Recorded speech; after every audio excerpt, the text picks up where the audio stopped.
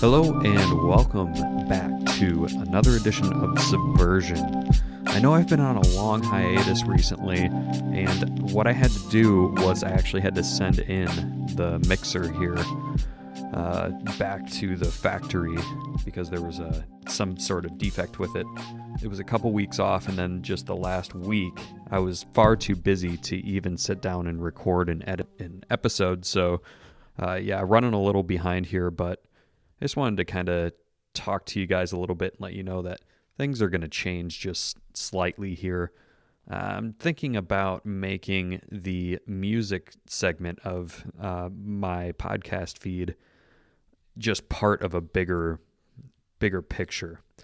I wanted to maybe just sort of have other episodes where I break that format, get into other topics that I'm very interested in my life. So I decided to abandon the one specific little niche that you try to get into to get a big audience, because I just realized that having a lot of small independent musicians, I'm probably not going to attract a huge listener base unless I start getting big musicians, which I would love to someday. But, in the meantime, I just want to have a lot of fun with it. So I'm going to come up with other themes for other episodes and rotate them in.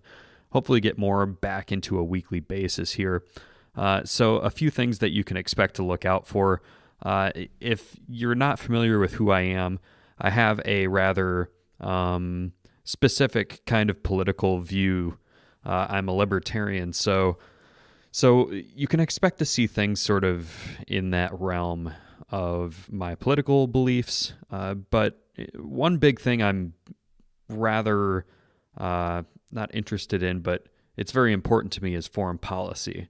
I think that is probably the worst thing about our system right now, is this system that it basically amounts to justified mass murder in some ways.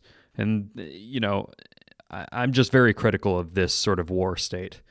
So I think I'm going to have a lot to do with that specifically, because it's something that I find a lot more coalition with people on both the left and the right. Because if you talk to some pretty conservative folks that have had friends and family that go over to the Middle East, like I have, I grew up in the North Iowa, and a lot of my family are former military, veterans. One from Desert Storm, another from Iraq. I can't remember where my other cousin was stationed. My grandfather was in the Navy, so I understand that people in the military, and that includes a lot of people on the right, are very receptive to the anti-war message. And of course, a lot of the more principled left-leaning people are very anti-war too. So I find a lot of coalition with people there, even if we don't come to the right or the same conclusions, rather. I really do like talking about it, and I'm very passionate about it. I'm as passionate about that as I am music. So I just feel like maybe I should think bigger picture in the whole, podcasting realm. And I'm just going to break convention and do whatever the hell I want, because I just might as well have fun while I do this, because I'm just finding it so hard to just stay on one topic. It's sort of against my personality in some ways. A little bit more revealing thing about me.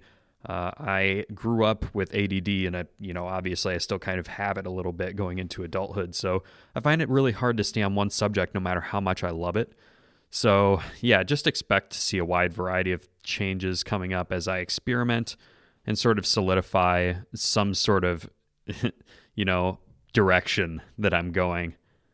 Anyway, I have this interview today with an independent musician, singer-songwriter, Scott McLain. It's a really fun interview, and we really do have a very good sort of shared interest in a lot of the music that we both like, and the style of music that Scott creates. So I hope you enjoy it, and I will see you at the end to tell you goodbye.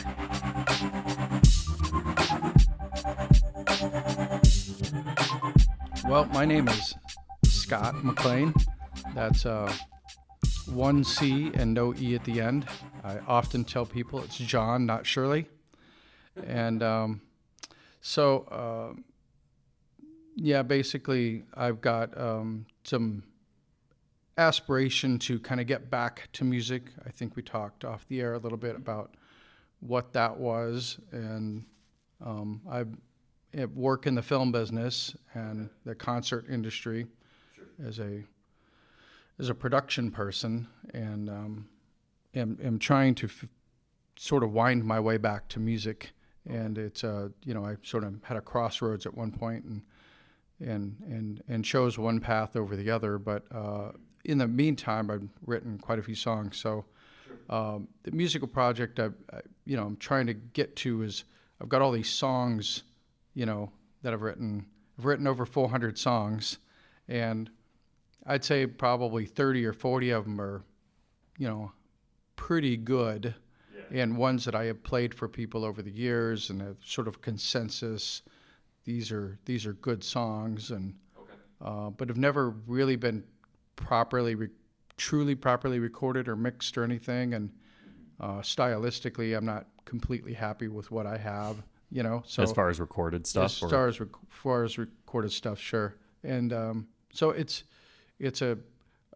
I'm sort of slowly evolving into that direction and trying to figure it out. So I know probably a lot of people you have are, they very specific, like, I'm doing this and I'm recording an album, and so right some now, of them, yeah, I'm doing a lot of like demos, and I've got a couple of people I'm kind of hanging out with who have recording equipment, and I'm still trying to find my perfect team. I'm trying to find, engineer, producer person who wants to take on something, and so that's kind of what I'm doing. Yeah, and I did notice on your SoundCloud that your stuff was put up there a couple of years ago. So this is definitely looks like kind of you sort of chip away at it. It seems like, right? Absolutely, yeah, definitely chipping away. That's a good way to put it. For sure. So we'll get to your music in a little while, but why don't you just tell the audience a little bit about your upbringing, kind of where you're coming from, maybe where you grew up is a good place to start. Sure. Well, that's gets interesting pretty quickly. So basically, I'm a Minnesota boy. I was originally birthed in a place called Baudette, which is right on the very northern tip of Minnesota. Like if you look at a map and you've got that little bump on the top of the state, I'm from the bump, or as some of us like to call it, the nub. Okay. You couldn't tell from your accent. Usually folks have the heavy Minnesotan accent. Oh yeah, the Fargo accent, yeah. So that's it does exist. It's a little crazy sometimes when I'm talking to people from home. Some people have it and some people don't, but you can hear that kind of thick, kind of Scandinavian, Norwegian thing there. I'm from Iowa, and even I still have the drawn out O's in my dialect every once in a while. So right on. Yeah, so you don't even really have to be a real far north to not too to far. have it come through. Then again, a lot of my family has Norwegian roots, so right. That's probably a big part of it. Right on. Well, I mean, Baudette is kind of a small town. It's 1,200 people.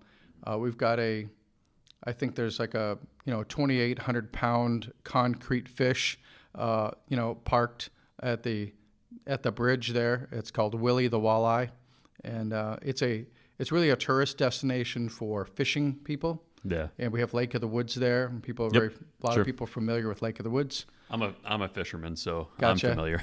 Gotcha. So it's a great place to go with your family and or yourself, and go fishing or ice fishing. And it's kind of a year-round thing there. At one time, it was more popular. I think at its peak, they had like 1.8 million people a year coming up there to go fishing, and now it's down to the 800, 900,000 people a year, which is still pretty significant when you think about a small town like that. But that's where I was born. It's where my mom was born. It's we were born by the same doctor, in fact, and so it's kind of that small town type of thing. And but when I was about 7 or 8, I kind of bounced around a little bit between my mom and a couple of my mom's sisters, and so I lived on some farms and kind of hanging out in that regard. And then my mom and my stepdad moved to Jacksonville, Florida. So it's just about the opposite of living in Minnesota, right? Yeah, And culturally and climate-wise. in every respect. Yeah. And so, but I was, I think 7 or 8 or 9 or something like that. I think more like 7. And so I kind of adapted quickly. Kids tend to adapt quickly at that age. So I essentially spent that time until I was about 16 living in Florida. And then in a somewhat strange twist of events, ended up moving back.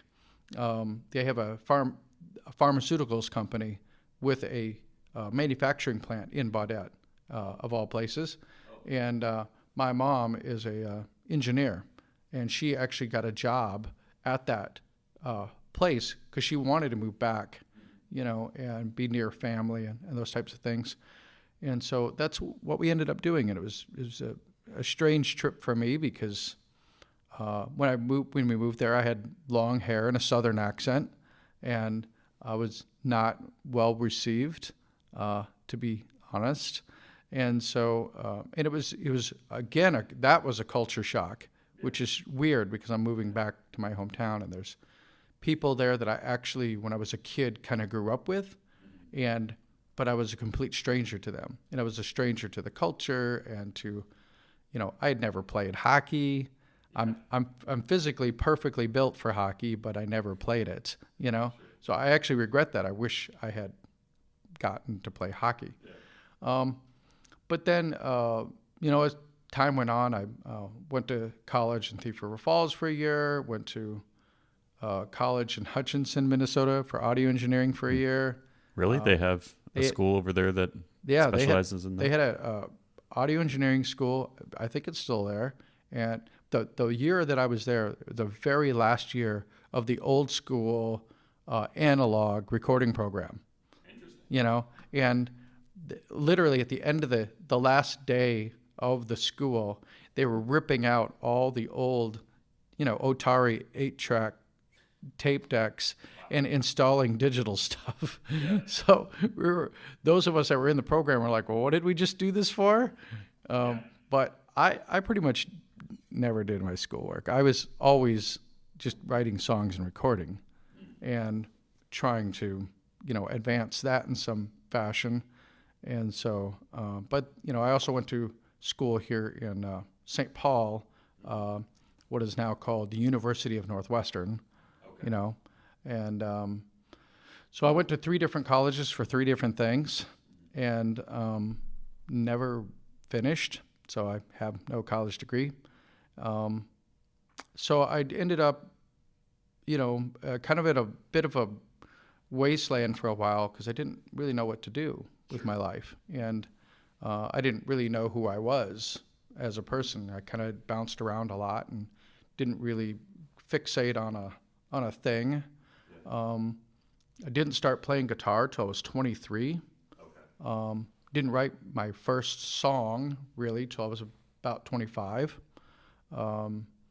And that song actually still holds up today. Strangely enough, it's like one of, the Scott McLain hits, if you will. And it's one that people always, hey, that's a really good song. And so, so that's kind of how that kind of started. And for between age 25 and 35, folks, I am old.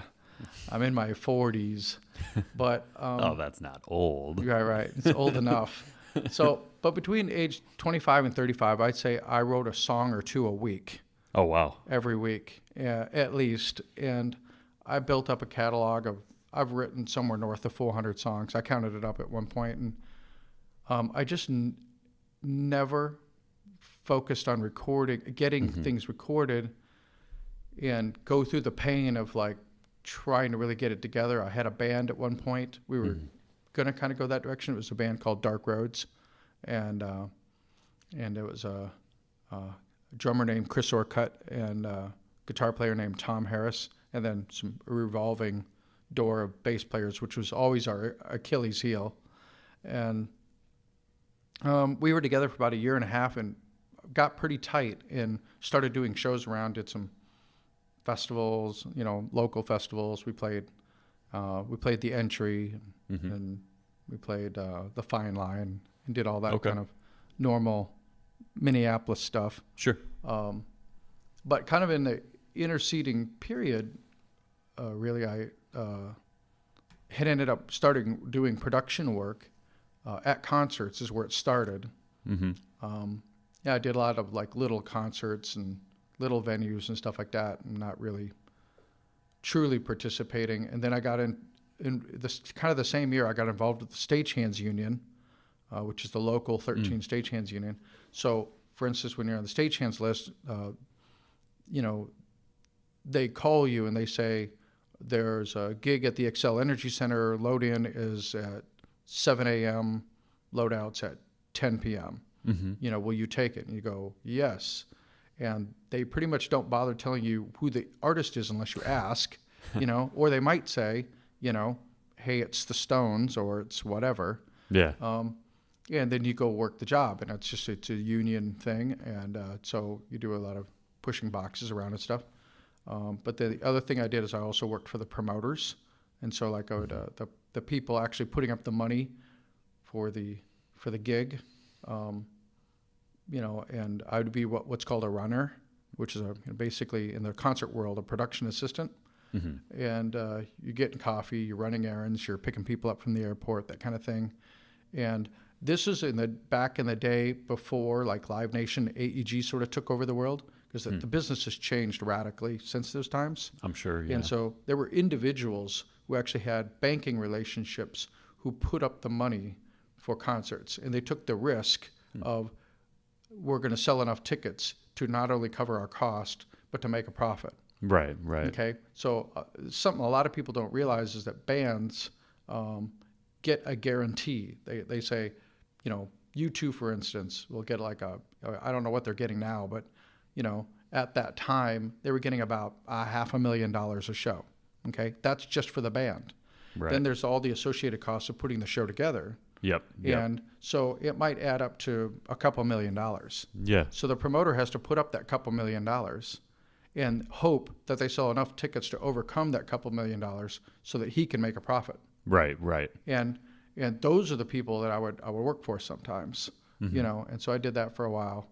And then I got involved in working production assistant work on film, and I sort of gravitated into that. And so I worked on lots of television commercials. Worked at a place called Energy Park Studios, run by a guy named Red White, who used to manage Paisley Park back in the day. Interesting. And his name is Mark, but everybody calls him Red. And his last name is White. Okay, you can do the math there. But he's a great guy. He's a wonderful guy, as a good friend of mine. And basically, that's kind of how my world sort of diverged from music to film. During this time when you were writing a lot of music, you were saying how many songs?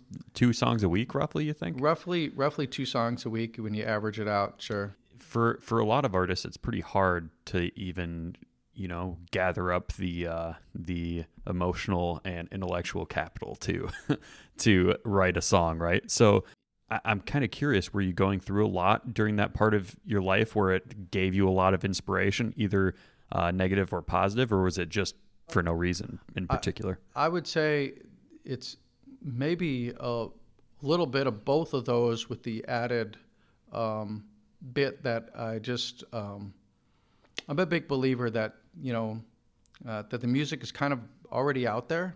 There's some mysterious component, and just about every great songwriter out there will tell you this. You watch interviews with all the greats, the Paul McCartneys and the Paul Simons and the Neil Youngs and the Tom Pettys, and even to the younger generation now. I was just watching an interview with the Foster guy from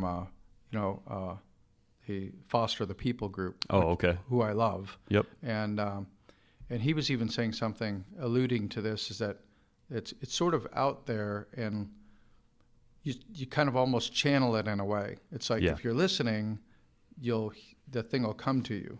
So I think that happened for me a lot for some reason. I would start playing something, and then the words would show up. And I think I probably spent, I typically spend no more than a half an hour to an hour writing anything. And it's just there, bang. Very rarely do I actually sit down and actually try to craft a piece. I'm not Paul McCartney. Paul McCartney will work on a song for a period of time and kind of craft it. There's a difference between craft and sort of inspiration, in a way. Yeah. And so I was kind of going through a lot, though, at the same time, because I was, like I said, trying to find myself. Right. Trying to discover who I was. Sure. And music was just one of the ways in which you were trying to explore your I think it was humanity. a major way. Like it kind of glommed onto me. I had been wanting to play music. I'd always been a huge music listener. Mm-hmm. Yeah. I was a music fanatic. And what were some of your favorite bands growing up? Well, when I was in Boy Scouts, and I was in this. That's a weird beginning to answer your question. Yeah. But I was in Boy Scouts, and I was in Troop 007, which was actually a scout troop created by Baden Powell himself, the guy who started the Boy Scouts. So this troop was full of really, how do I put this nicely? They were very rough, kind of macho, tough guys. Okay, and they picked on me relentlessly, and we also had a midget guy. Like, I shouldn't say midget; he was a little person. Okay, and they made us fight at one point for the king of the geeks, and I felt really bad because I had to win because I didn't want to be the loser. I've always felt bad about that. But anyways, how this relates to that is that at the time, when I was in Scouts, I was listening to a lot of soft rock, like Billy Joel and Elton John, and of course, listening to the Beatles, but not really connecting the thing about the Beatles in my head. I didn't really capture exactly what music was about. I just know I really liked listening to it, and I sort of gravitated towards songwriters. Mm-hmm. And so I was listening to all the soft rock stuff, and I remember this one time when we were kind of going along, and we had Walkmans back in the day, like, tape players, mm-hmm. Like I said, I'm old, folks. So they saw that I had a Billy Joel tape in the thing. Mm-hmm. And they pinned me to the back of a car. We were on our way to a camping trip. And they pinned me to the back of a car, put the headphones on me so I couldn't take them off.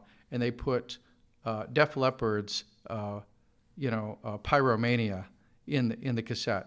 And they pushed play, and the very first thing I heard was Photograph. And at first I resisted. I was like, no, I don't like this hard rock stuff. But then all of a sudden I was like listening to the song and realizing, holy crap, this is amazing. And so I kind of like quit resisting, and they were like, oh, well, this is no fun anymore. And they tried to get their tape back. And I was like, no, I'm going to listen to this. And so that started a whole journey for me into the next group is kind of Led Zeppelin. Yeah. And then I had this friend in school who, his name is Caroline, and she had Pink Floyd's The Wall. And we sat next to each other on the bus, and we were talking one day about music, and she's like, oh, have you ever heard Pink Floyd? And I was like, no, I hadn't really heard, whatever. And then she said, oh, that song Money on the radio. Oh, yeah, I recognize that. And so she said, well, I've got something you should listen to. And so I got off at her stop. We went to her house, and she gave me her vinyl copy of The Wall. And she said, listen to the first song on the second disc. That's the first song you should listen to. And it was Comfortably Numb, right? And so I put headphones on and sat in my room. I had a little mirror ball in my room. I turned the lights off. And I don't know why I did all that, but it was perfect. And it blew my mind. Yeah. Okay, and that guitar connected to me in a way that really changed me. Okay. In terms of music, like appreciation, and kind of like, I just became a huge Pink Floyd, Led Zeppelin kind of fan. Yeah. For a long time. I was kind of stuck there for quite a while. Yeah, I think even those of us that grew up in a different generation certainly had our, I know me and my friends had our Pink Floyd sort of phase where that was all we were listening to. I remember at one point in time, all me and my friends were listening to was Pink Floyd, The Doors, and the Flaming Lips. Those were like our 3 go-to bands That's to listen pretty to. interesting mix. Yeah. But yeah, and it's odd. I don't see really that influence come out in your music, which I always appreciate in an artist when you can't really tell what's in their record collection from their music, you know? So it's just, and obviously you can't always judge a person's, their influences off of their music, because I think you'd be surprised if you pick through like a Luke Bryan's, record collection. You'd probably find a lot of stuff that you wouldn't expect, right? Right. Like Ryan Adams listening to death metal. Yeah. You know, so what that actually comes later, because like the influences that you do hear, you know, we'll probably talk about later. Yeah. But like, you know, it just sort of, I wasn't playing music at this point. I was just listening. Right. You know. Yes. And so, but that's kind of where I got started. Okay. So and then yeah, I guess we should transition into your music. And I did in listening, I remember hearing a bit of slide guitar. So I mean, obviously you have a bit of an influence in blues and country, I would assume. A little bit, yeah. I mean, it's that slide guitar was actually played. That track you're talking about, there's a couple of them, but that was my Dark Roads group, and that was a guitarist named Tom Harris, who was an awesome musician, and you know, so I mean, how I kind of got there was when my second year, whenever I went to Hutchinson, I can't remember what year, you know, college or whatever. It's like 94, 95, I would say. You know, I kind of want to think that was around then. And I had just the most bizarre thing. I bought a Neil Young Decade songbook, but I had never heard any Neil Young. Okay? And they had Ohio in there, and I never actually heard the song. I mean, I heard it, but I had no connection to it. Sure. And I think I bought it at a garage sale or something, and I took it home, and I kind of I played just the chords, having no idea how the song went. And I ended up recording a version of that, which is sort of lost now. I wish I could find it, because it was very different. But, you know, so that was sort of my, you know, then I was just like, okay, well, I've got to go buy this record, you know, Neil Young's Decade. And that was another gigantic watershed for me. Okay. Because then I was sort of, you know, sucked into the whole, it's just, my journey is so weird, because I went through that and Americana and, you know, Woody Guthrie, and just really steeped heavily in the kind of Americana folk rock tradition, if you will. And I kind of made my way from there really to the Seattle Nirvana, you know, music scene. Yeah, I suppose that's what was going on in the 90s. Yep, and that was like, that had a profound impact on me, you know, because I was still, you know, emotionally young enough to like glom onto that. And, you know, so I didn't have any Pearl Jam or Nirvana arguments in my mind. They're both great bands. Yeah. You know, right. And, you know, there's no arguing with 10 or Verses, and there's no arguing with, you know, Bleach or Nevermind. You know, they're both great records. Yep. And so, so that's kind of how all that happened. So now those songs probably make a little bit more sense. Yeah, I can see that. So, and yeah, let's talk about them specifically here. Some of the, I don't know if you have a particular order you want to go in, but why don't we just start talking about 10,000 Hours was one of them that you had? Sure. And I guess they have somewhat stories behind them, I guess, more generally like a feeling or an idea. Yeah, and I often say that I'm not, when I ask these questions and just to have people explain their songs, I'm not always looking for some kind of profound answer, because a lot of times a song is just going to be raw emotions, and the poetry is going to be secondary to the actual emotion of the song itself. Sure. So it's like I don't even think that things have to be complicated to be able to be digested and be beautiful. Right. It's just like I'm a huge prog rock fan, but I'm also a huge fan of like Neil Young. Neil Young's music isn't really all that complicated. It's just it's good and it has a certain charm to it, but it's not like complex. You know what I mean? Right. So, but anyway, go ahead. Right. Sorry to interrupt. Well, that's all right. That's all right. Well, you bring up a good point. I'm also like in later years I really got into Rush and Genesis and Yes and all that stuff, and King Crimson and all that. So, but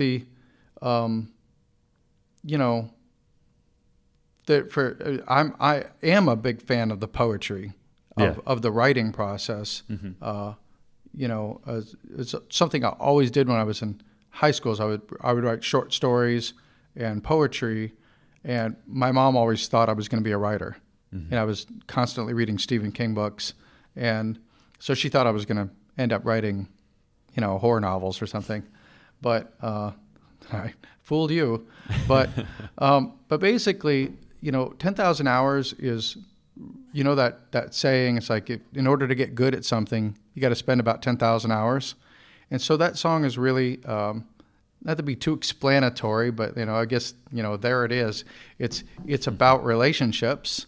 Okay. And the time, we have to spend our 10,000 hours to get good at relationships. And so I kind of unconsciously attempt to be poetic in the writing, but it always I want to say something too. It's like I'm sure Paul Simon does the same thing. He's like looking at what he's written and saying, okay, is there some poetry in here as well? Sure. I'm fond of this moment, discovery intact. My heart feels like danger. Not sure where to go, it's too hard to see, it's too hard to know. I'm sorry I let you down, it's a function of a broken heart. And I would try harder, but the truth is much harder than a deal that's made on the side. I have to keep moving this receding horizon, I can't explain why. There's something missing from my character, know that I have tried. So this new day dawning, so much promise, I can't wait to fly. I'm sorry I let you down, it's a function of a broken heart. I would try harder, but the truth is much harder than a deal that's made on the side. I have to keep moving this receding horizon, I can't explain why.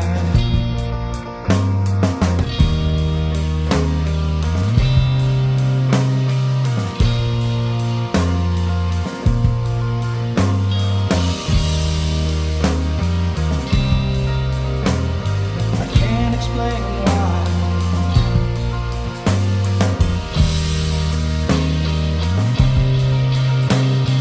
I can't explain why.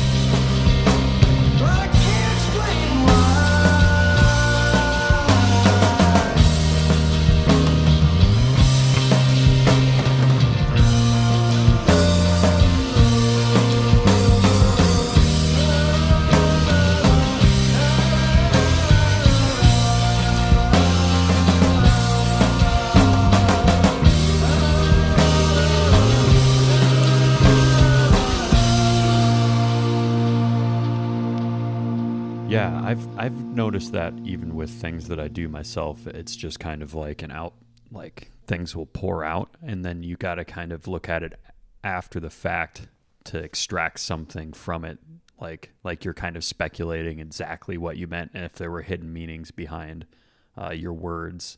So I don't know if that's what you're getting at, but Yeah, I mean, it's a lot of times. I mean, I have songs that like I didn't really know what they were about, you know, and then a decade later, you know, I'll listen to it and I'll just go, man, that was really from a different place than I thought it was, right. you know, and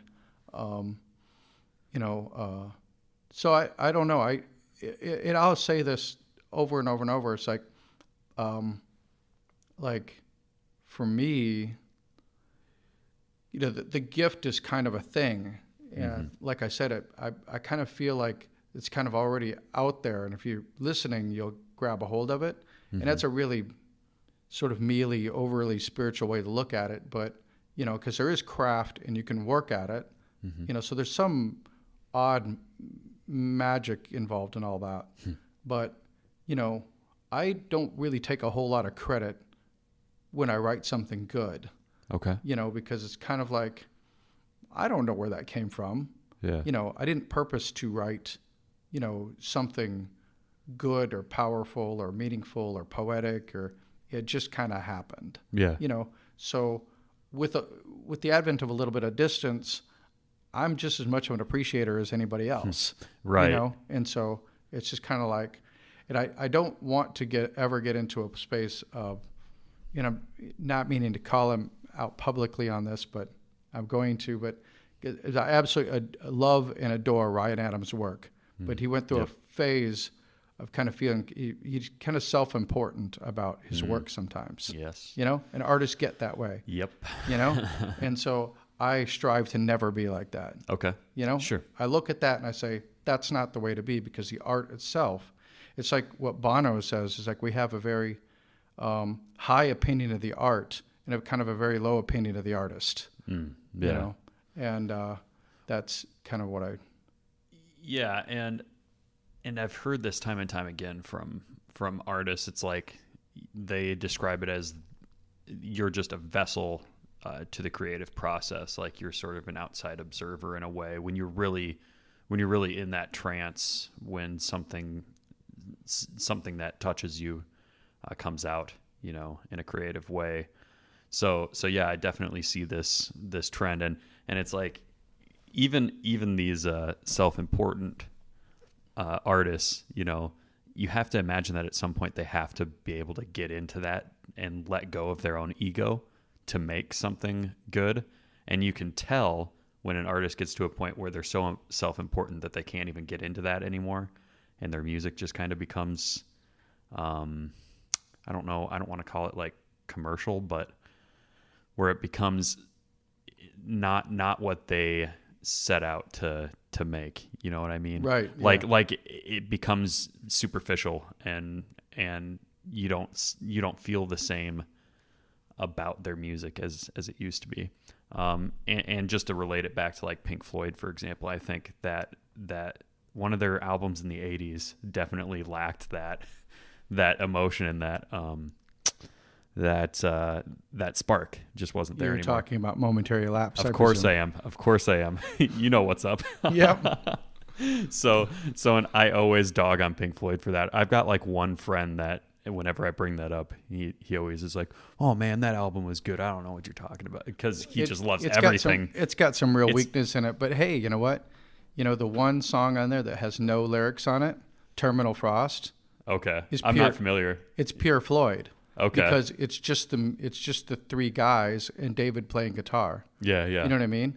That's kind of the soul of the band right there. Maybe I'll have to revisit it just for that. Just check that out, Terminal Frost. The other thing is too, I think Roger Waters wasn't on that album, if I remember right. So that's probably a huge part of it. Yeah, it's got to be. I mean, his angst drove a lot of what they were doing. Absolutely. And you know, I think that was you know, it's a shame that thing kind of broke down, but you know, Dave has always been a more sort of a genial, gracious person, and Roger not so much. Yeah. And so He's the yin to the yang. yeah, but you know, but he's also an artist to the end. You Yeah. know, like art at all costs, and is a brilliant. They're all brilliant guys. Like we couldn't even touch that, right? So Yeah. You know, I mean, Momentary Lapse of Reason is better than any musical production I'll ever make, which is none, you know? So in some way I can't even dog on them that Right. hard because they did more than I have. I mean, Well, I'm just a snobby observer sure. from the outside. No, I agree. I'm with you. So, but what did you think of Division Bell then? I like Division Bell, even though it's got the arena drums, which is kind of Yeah, it's pretty. it's annoying. the first thing to turn me off from 80s music. Yeah. That's why I'm not really a huge fan of the 80s. It's just simply the arena drums and just the heavy synthesizer, which I'm not against digital or electronic music at all. I love a lot of it. We would have no Flock of Seagulls otherwise. Yeah. So I'm just biased, I think, and maybe a huge part of it is for me. That was like my parents' music. So I've just like got this hardwired in my mind that's dad music, and I don't, you know what I mean? It's ironic that that's Dad's music, but like Pink Floyd, which stretches back to the 70s. Right. And I'm a huge fan of Floyd's stuff from the 70s and even The Wall, which was in the early 80s, if I remember correctly. 79. Yep. Okay. So somewhere in the middle, Yep. I suppose. But yeah, just before we get too far away from it, another song that you had for us is Dark Roads, which I think, didn't you say that was the name of your band? That was the name of the band. The band was named after the song. Yes, that's fairly cheesy, but I've never heard of that. Yeah. Though, you know, so it's unique. well, it's just the name of the band didn't really describe our music, and that's something that we sort of struggled with. But the song, that is one of the few songs where it was like a personal experience that the personal experience and the inspiration and the music kind of all came together. That's like one of the few songs that I have that I really feel like is kind of like pretty representative, you know. And but it's totally based in like a real life experience. If I explain it, it's so normal that it's, you know, it kind of takes away a little bit of the magic. So I hesitate to do that. Well, but here's the thing about good art is you take just mundane things that happen in everyday life and turn it into something profound, you know, and that's sort of like where I think there is a sort of subversive beauty in some art and some poetry, you know. Absolutely. It's Wilco's Misunderstood is a profound statement, really, but it's just born out of, you know, frustration and boredom. Yeah. You know, Sure. You know, so it's yeah, totally. And this song, you know, Dark Roads is really about you know, we had a dog named Gabby. It was pretty darn old at this point, and as a chocolate lab. Mm-hmm. And I decided, you know, my parents' place up in Lake of the Woods is on this country road, and it's like a country roads take me home, but it's a long road, and there was a storm kind of brewing off in the distance, but it was like a long ways away, and I decided to go for a walk with the dog, right? So we kind of cruised out there, and we kind of got out quite a ways from the house. And then I looked over my shoulder and I realized, holy crap, that storm's right on top of us. Just absolutely black clouds. And it started raining, and it was like, it just rained like hell, I have to say. Like it was intense. And the wind was blowing intensely. And I ended up having to walk backwards to kind of try to prevent, you know, and I kept telling the dog to go home, you know, just go home, and try to get her to like leave me and go. Mm-hmm. And she wouldn't. She stayed. She just stuck with me, you know. And this always moved me greatly because she was an old dog, but she was faithful, mm-hmm. you know, and she didn't want to like leave me out on the road with the wind blowing and the rain going. And so now that I've explained that, you listen to the song, you can, you know, walking backwards in this rain, you know. It's a strain, but I know you can make. I know you can make. Kind of like I know you can make it if you keep going. Sure. You know. And then it was right when we got up to the house, the storm kind of broke, and the clouds parted, and this incredible sunbeam came out of it, and it was just like a message, you know. And I was really moved by the whole thing, you know. Like she stuck with me, even though we just got pelted, like, you know, little bits of hail and the whole thing. Yeah. Right. And so that's where the song really came from. It's you know, it's like friendship in the face of adversity. It's all those types of things.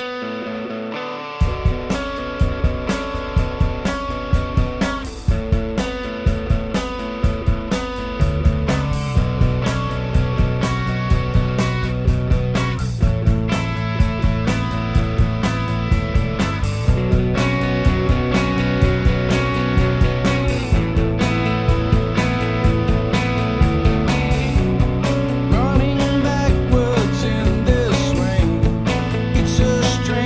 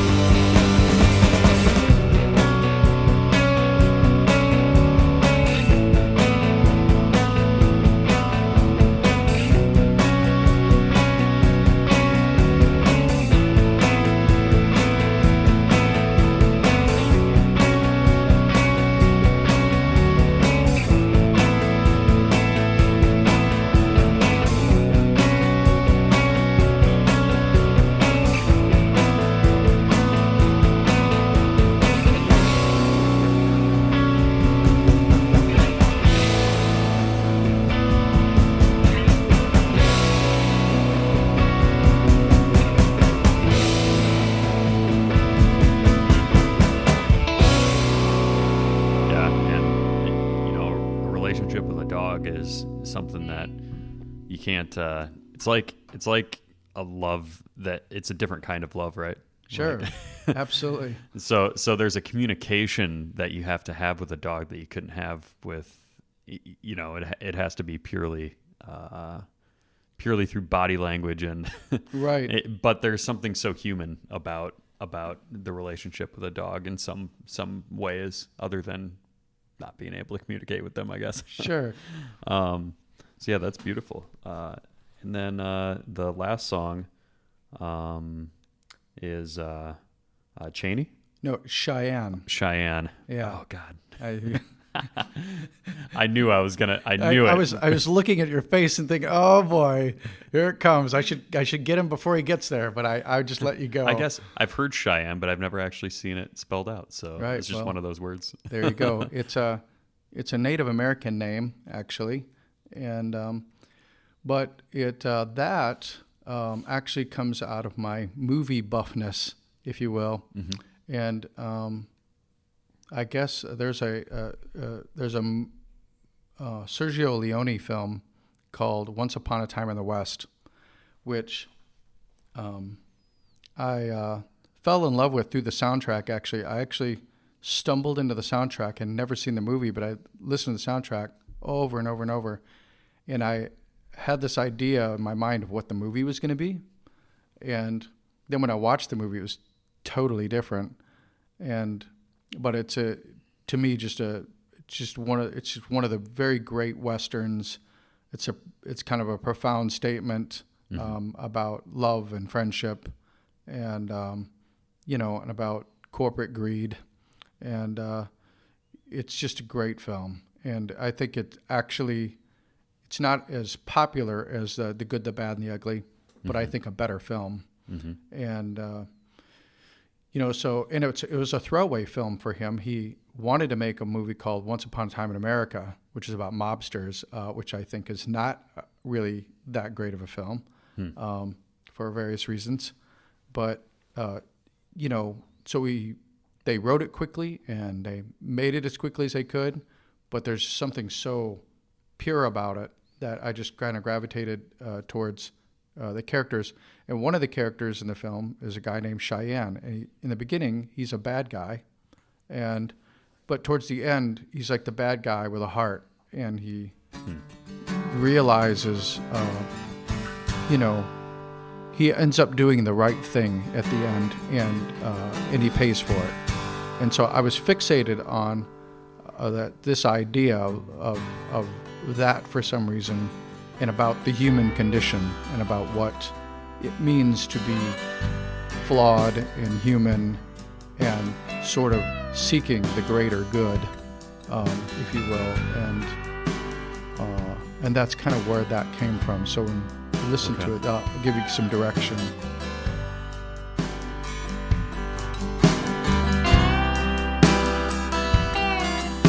Said don't know what you want, lonely arms broken, have to stay.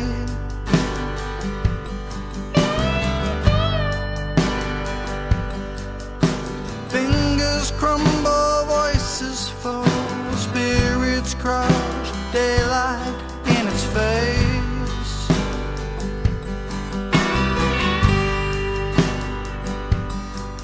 We don't know why.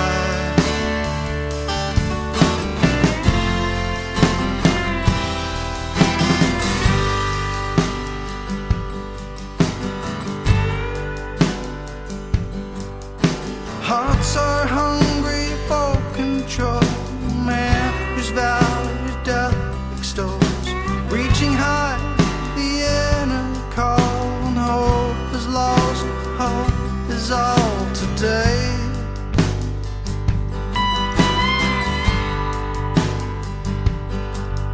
We don't know why.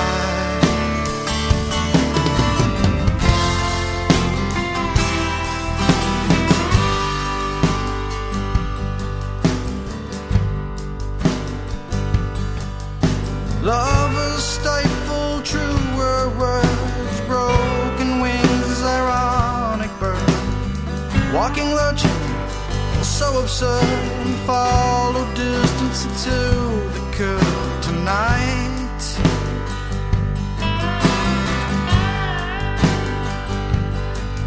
We don't know.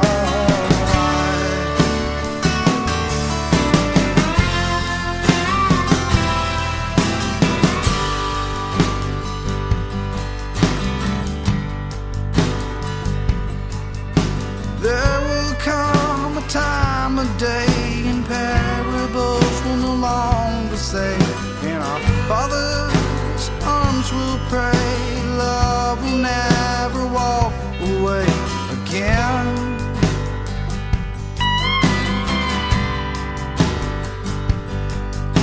Love will never walk away. Love will never walk away. Love will never walk away again.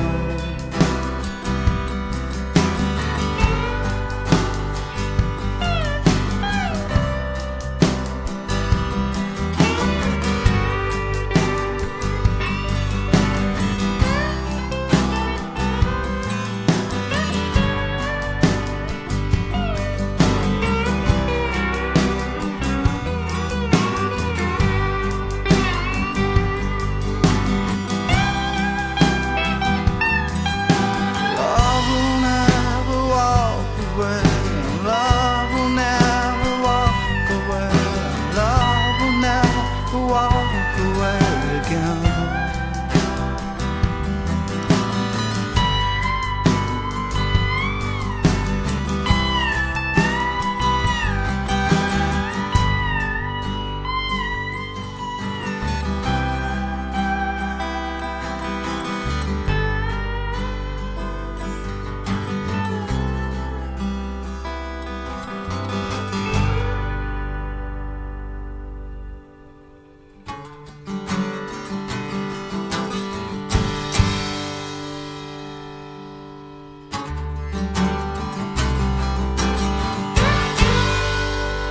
Sure. So, and then I guess it brings up the idea for me of, that people become villains through good intentions in some way, right? Like it's that old adage, the road to hell is paved with good intentions. Sure. So that's just like my first reaction to you explaining that song. And I don't know, have you ever seen Breaking Bad? I've watched a few episodes. I haven't watched it, to be honest. So it's one of those where you can't really pick out. The antagonist is also the villain. The antagonist isn't, like the villain's usually the antagonist. You know Sure. what I mean? So it's just kind of like it flips the whole thing on its head, and you have this love for the villain because he's the or the protagonist. So it's just it just confuses the mind to Right. watch it, right? So that's just my initial thoughts on that. But as far as Westerns go, I never really got into them until I took this Native Americans in pop culture class, and it just opened my eyes a lot to the way that Native Americans are portrayed, especially in Westerns, which just basically shaped how we see them in a pop culture manner. So I think that for me, I just have this weird perspective on Westerns now that I never had before. Right. So I might have to revisit, that film there. Sure. And none of these films are honestly made from a native perspective. No. I completely agree with you on that level. They're beautiful in their own right. Let's remember Sergio Leone is Italian, and he's not American, so we can't fault him for being, somewhat culturally ignorant, because he also bought that same kind of pop culture. Like I was shocked when I was an adult to realize, and this just nobody told me. I just realized it one day. I was listening to something, and I realized that what's a Hi-Yo is silver, right? And Tonto and the Lone Ranger. Well, Tonto means stupid. Oh yeah, that's right. And so I was just kind of like, that, how offensive, you know, and that, and we just, it's unfortunate that our fathers and our grandfathers, you know, and our great grandfathers, you know, there was, you know, they were very good, upstanding men in many ways, you know, but they had some deep flaws that they could not see. They couldn't see. Yeah, because they carried over generations. Yeah, carried over generations, and there was like this, you know, there was, you know, we have cultural appropriation now, and they didn't have cultural appropriation. They had no opportunity for cultural appropriation because it was simply, this is the way these people are portrayed, and that's how it is. And life was much harder then too. We have the luxury. Of looking back at history from our lens. Yeah, sure. And we have the luxury of sitting around and thinking about these things. Yeah, you know, absolutely. That's a good point. 50 years ago, you know, you had to be out in the field working your ass off, or you would not eat. Right. You know what I mean? You didn't have time to sit around and think like, well, how are Native Americans treated? You know, how are Black people treated? They're not. It's unfortunate that I feel like a lot of the turmoil that's happening now is absolutely necessary. I think there's a tremendous amount of misunderstanding, you know, happening at the same time. But I think we are in a, you know, and literally God himself only knows how this is going to turn out in the end. But, you know, we live in fascinating times. There's no question. Yeah. And it's frightening, but also interesting. It's like a car wreck. You can't look away. Right. So we're kind of rearing towards the end here. The last question I like to ask is just on the subject of mortality. So I know you mentioned before we ever sat down and hit record that you went to church today. So, I did. So we know this much about yourself. You're a Christian, correct? Sure. So yeah, I mean, just kind of, what are your thoughts on mortality? This is always an interesting question for me to ask, because I always get different answers from different folks. So sure. I wasn't sure if you were going to go there. You kind of, you know, got me out on the carpet here, so I have to talk about it. But you know, I would be careful about saying that because the word Christian has so many sort of political, socio-political connotations, you know, at this point that I very hesitant to, not even hesitant, I just don't want to be associated with what, you know, there's this perception, you know, of, I would call myself a follower of Christ. Sure. You know, which is Christ's teachings. Yep. You know, what beyond Christ's teaching, I'm a follower of Christ. You know, his you know, his way of, you know, he came to do a thing and he did it in the most unorthodox way, and that, you know, he did not come the way people expected him to, and he did not do the things people expected him to do. And so, you know, that, just to make that kind of clear, like, I guess, you know, I struggle with what that means for mortality. Like, I think about mortality maybe more than the average person. My wife happens to be a chaplain, and she works at a senior living place. Okay. And so, and before that, she worked at another senior living place. And so it's just kind of, so death makes its way into your home. Its way into our conversations, sure. You know, like, you know, well, this person passed on, and, you know, and this kind of thing. And I haven't had anybody very close to me pass on in my family yet. I've had some, you know, second to close, like I've had cousins pass on from cancer, young, like, just, you know, but not people that were like immediate family close to me. So I've been spared that yet, but I know it's coming. My, you know, mom is from a large family, and she's the youngest, and she's in her 60s. Oh. You know, so I know that's coming, and you know, so I think about this stuff.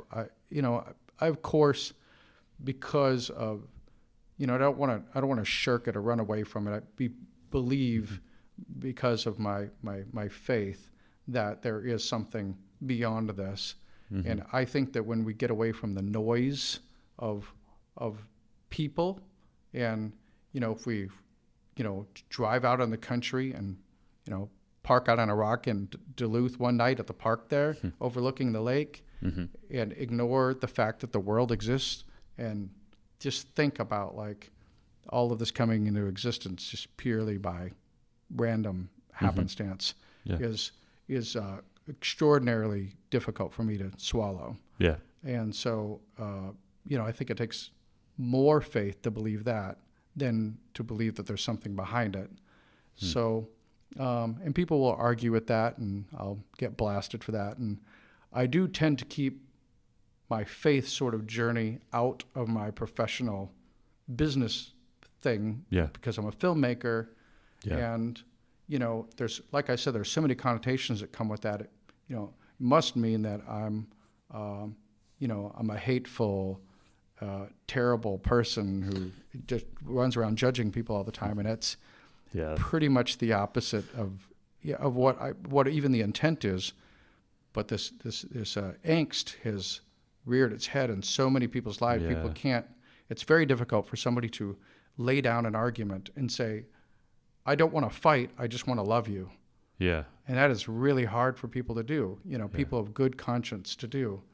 And so that's what my answer is. Yeah, I think there's definitely something after. I'm not 100% sure what it looks like. I don't completely buy the,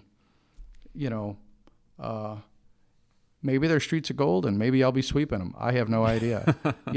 We'll find out when we get there. Interesting. And it's, I just believe that, life lived for good and proper and for love and, aspiring to something greater than yourself is better than selfish living. Yeah, yeah. And I think even, and that's maybe the good thing that the best part of religion is that it's just something that gets you out of your own mission, your own self-driven desires. And I don't know, I'm just, I certainly I always take the position that people should be proud of their faith and their culture and their heritage. I come from a Lutheran background, but I've since become pretty agnostic, or I don't know exactly what you want to call it, but I have a appreciation for Christianity. So I think maybe I'm biased when I say that I hope people don't feel ashamed of their faith. You know what I mean? Because a lot of people do feel that way just because of sort of cultural, like you were saying, they think that you're like a hateful person, and just because you say you're Christian, some people might. But the truth couldn't be,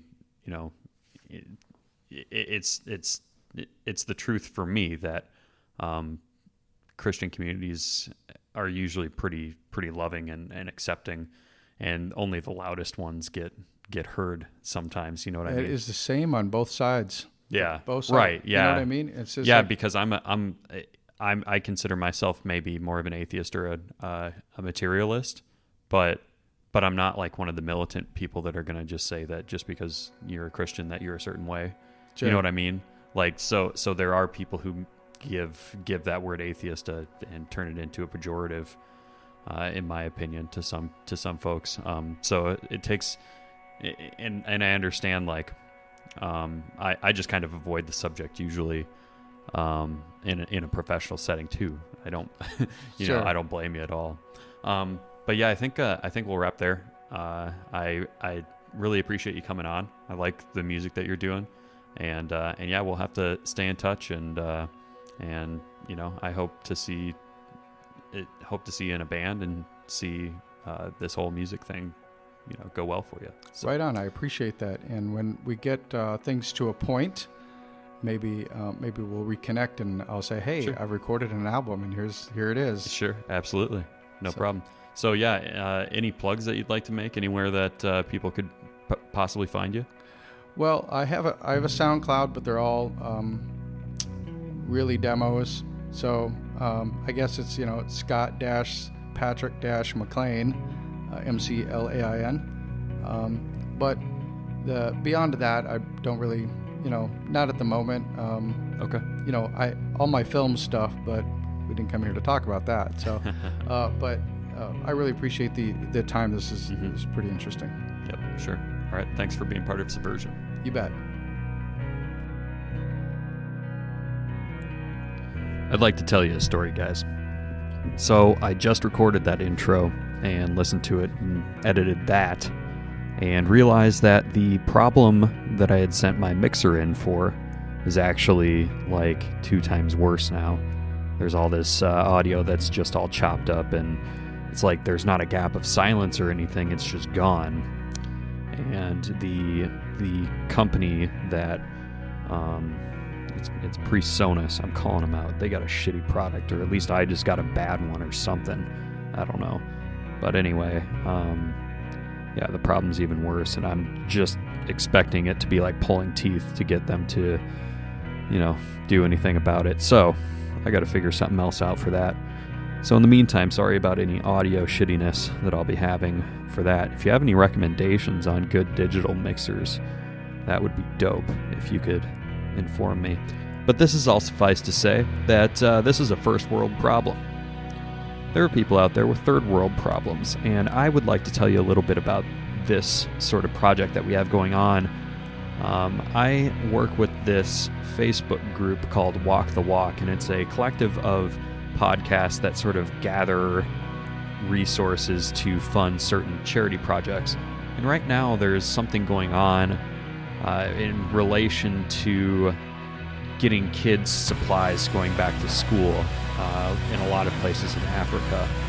Some of them are from Uganda, it looks like, Kenya, a couple other places in those regions.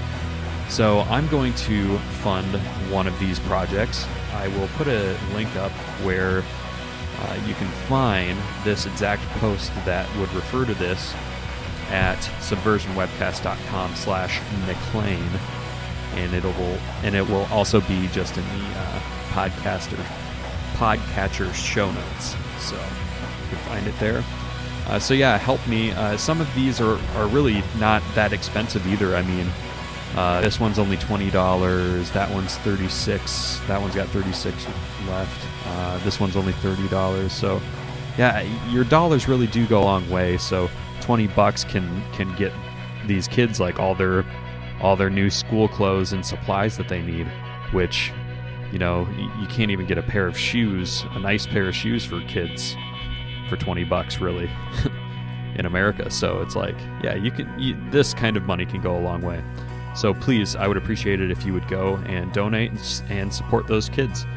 Anyway, I will see you here next time, and I hope that you like whatever changes I'm going to decide to make, and I will see you next time. Please take care of yourself.